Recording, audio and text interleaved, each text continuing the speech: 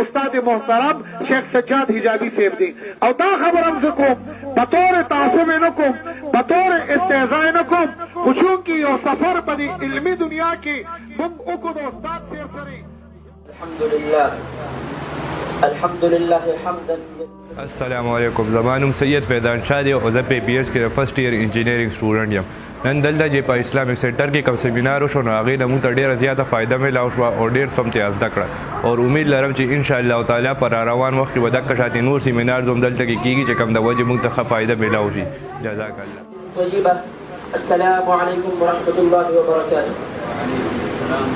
وثانيا أرحب بكم يا ضيوفنا الكرام وخاصة شيخ القرآن والحديث وعلم الكلام وبحر العلوم العقلية والنقلية الشيخ المكرم المبدل المحترم سجاد الحجابي دامت قلوبهم بإمكانكم. بسم الله الرحمن الرحيم. زمان احمد محمد ابراهيم مدرسه انوار القرآن سرور آباد جلالات هغې اهتمام کوم.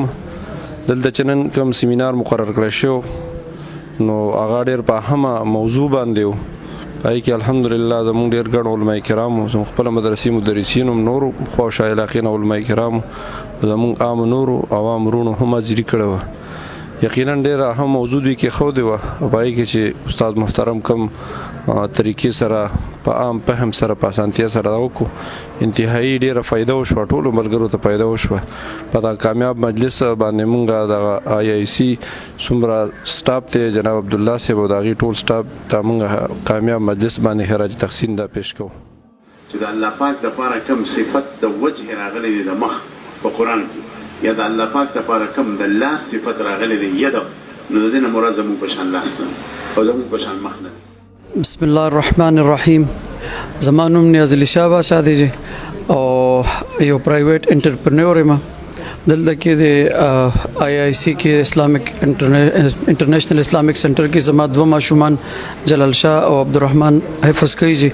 نو ماشاءالله دا یو بهترینه اداره ده او یو بهترین کاوش کوي چې په دې د فتنې په دې دور کې دوی چې د مختلف سیمینارز منعقد کوي د خصوصا د نن چې کوم سیمینار و دا په یو ډېره بهترینه موضوع باندې او د عقیده توحید په حواله سره نن سبا د عقایدو جی یو ډېر لوی جنگ روان دی د مختلف مغربي ممالکو سره.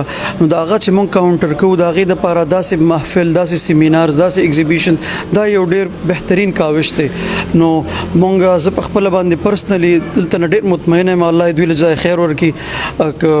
د دې ځای چې مولانا صاحب دی مفتی امتیاز علي صاحب دی جی نور د دې ادارې څومره چې کوم دی نو منتظمین دي ماشاءالله دا د دوی یو بهترین کاوش دی او الله د دوی دا کاوش په خپل دربار کې قبول او منظور کړي. والله د معاشرې ته همدغه شانته کې د خیر او د برکت ذریعه وګرځي. والله د معاشرې ته خیر ورسوي.